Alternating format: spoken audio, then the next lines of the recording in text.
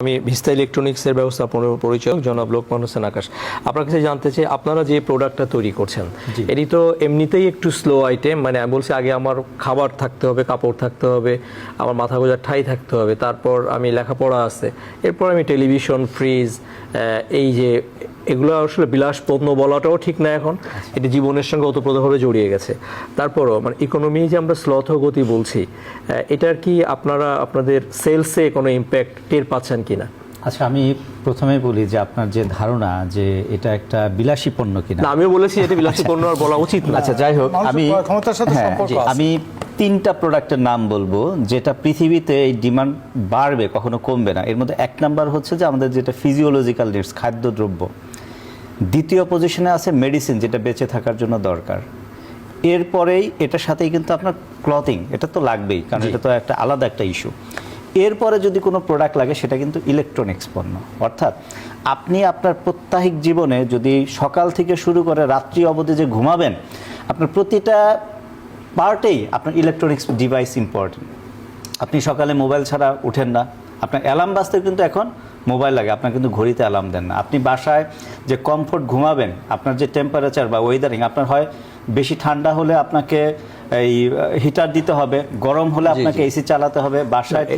এটার ইউজ নিয়ে আমাদের কোনো দ্বিমত নাই। আমরা জানতে চাওয়া হচ্ছে যে সেলসে আপনাদের কোনো প্রভাব টের পাচ্ছেন কিনা, উৎপাদন আপনার কি একই গতিতে আছে? না না না, এটা তো একটা স্লোথ গতি যেটা আছে যেটা হচ্ছে যে বাংলাদেশের টোটাল ইলেকট্রনিক্স মার্কেট হচ্ছে প্রায় 60,000 কোটি টাকার market. It's a very big market. 18 কোটি লোকের মধ্যে এই 60,000 কোটি টাকার মার্কেট, এটা কিন্তু আমরা এটাকে অনেক প্রসপেক্ট ভাবি।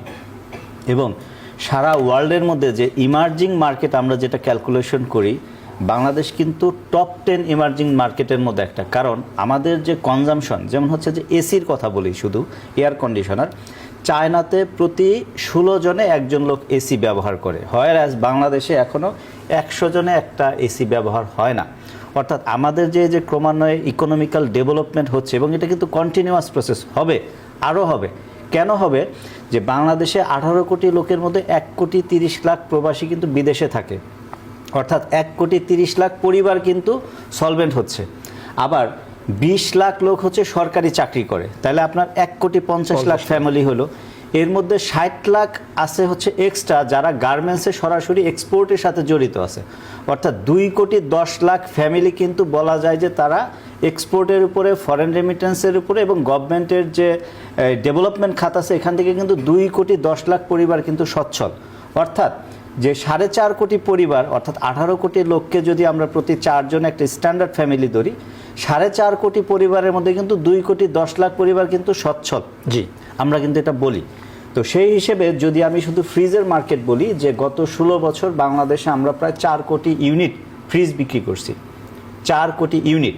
তো সেই ক্ষেত্রে যে বাসায় একটা ফ্রিজ যাবে, সেই বাসায় কিন্তু কমপক্ষে 5 বছর পরে হোক বা 10 বছর পরে হোক 2টা এসি যাবে। কারণ একটা বাসায় মিনিমাম 2টা রুম থাকে।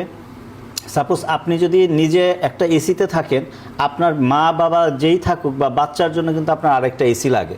অর্থাৎ সেই হিসেবে দেখি যে এটার ডিমান্ড, মানে অর্থনীতি গতি স্লো হওয়ার জন্য, যদিও ধরেন আমরা সাময়িকভাবে একটা মার্কেটে একটা গতি স্লো তো হয়েছে, বাট আলটিমেটলি এই ইলেকট্রনিক্স মার্কেট কিন্তু বুমিং। এবং হয়তো আমরা যেটা ক্যালকুলেশন করছি যে গত 1.5 বছরে, মানে বাংলাদেশের ইতিহাসে গত 1.5 বছরের মধ্যে ইলেকট্রনিক্স গতিটা স্লো হয়েছে, বাট ডিক্লাইন স্টেজে আছে, বাট এটা কিন্তু রিকভার করবে আফটার ইলেকশন। কারণ হচ্ছে যে এই যে আমরা যদি জাস্ট ইলেকশনের এই ইটাই দেখি, ক্যাম্পেইনটাই দেখি, যে ইলেকশনে যারা এই নির্বাচন করবে, দেখেন যে বিএনপি বা সবগুলো দল মিলে কত পার্সেন্ট ব্যবসায়ী, তার হলফনামা দেখেন। বিএনপি তো অলমোস্ট 70% কিন্তু ব্যবসায়ী। অর্থাৎ সে চিন্তাই করতেছে সে কেনাকাটা করবে বা ব্যবসাটা তার, সাপোজ গত 17 বছর তার ব্যবসাটা স্লো ছিল, সে এখন আগামী 5 বছর একটা স্বপ্ন দেখতেছে তার ব্যবসাটা রিকভার করবে। তো আমার দেশে যেটা হচ্ছে যে, এটা হয়তো অনেক দেশেই হয় না, বাট এখান থেকে আমাদের বের হয়ে আসতে হবে যে পলিটিক্যালের সাথে মানে বিজনেসটাকে যদি একটু আমরা আলাদা সেগ্রিগেশন করতে পারি, এটা দেশের জন্য একটা বড় বাম্পিং আমাদের একটা পজিশন চলে আসবে, এবং এটাই কিন্তু এখন হওয়া উচিত। আমরা যেটা চাই, আমাদের প্রফেসর ভাই যেটা বললেন, যে আমরা এখন চাচ্ছি যে এখন তো আসলে বাংলাদেশ মানে আমরা একটা জাতি, তাই না? এখন আমাদের মধ্যে যেন বিভক্তি আর না হয়, যা হওয়ার হয়ে গেছে। এখন স্বাধীনতা হয়ে গেছে অলমোস্ট 55 বছর। এখন যদি আমরা সেই 55 বছর আগের ইতিহাস নিয়ে কাদা ছুড়াছুড়ি করি, আমরা ভাই জীবনে আগাতে পারবো না। আপনি দেখেন পৃথিবীতে গত 30 বছরে যে ডেভেলপমেন্ট হয়েছে, চায়না 1998 সালে শুধুমাত্র আমেরিকাতে তারা কোটা ফ্যাসিলিটি পাওয়ার পর থেকে, ডিউটি ফ্রি ফ্যাসিলিটি পাওয়ার পর থেকে যে ডেভেলপমেন্ট হয়েছে তার 100 ভাগের 1 ভাগও কিন্তু বাংলাদেশে হয় নাই। কেন হয় নাই? শুধুমাত্র এই যে পলিটিক্যাল, আমরা নিজেরা ছড়াছড়ি করি, তাই না? তো এখানে আমার কথা হচ্ছে যে ভাই, নির্বাচনের মতো চলুক, পলিটিক্সের মতো চলুক, যারা আমরা ব্যবসা করি আমরা আমাদের মতো চলি। আমাদের হ্যাঁ একটা পলিটিক্যাল ভিউ পয়েন্ট থাকতে পারে, এটা প্রত্যেকেরই আছে, সেটা আপনি ভোটের মাধ্যমে প্রয়োগ করেন, বাট এটা যেন বাস্তবে ফিল্ডে না আসে। কিন্তু অলরেডি আপনি নিজেই বলেছেন 70% ব্যবসায়ী, সো এটা সেগ্রিগেট করা কঠিন।